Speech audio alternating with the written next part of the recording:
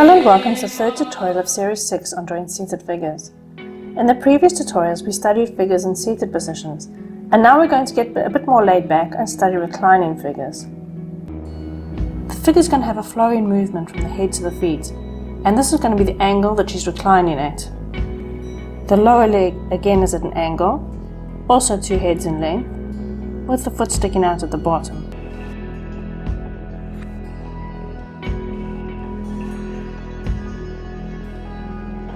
We're going to be covering up her hand with cloth and have some drop folds hanging down.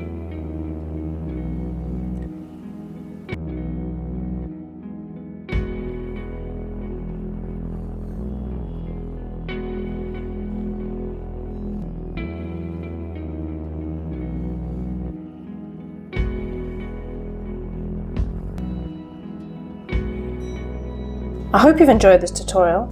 Till next time, keep drawing.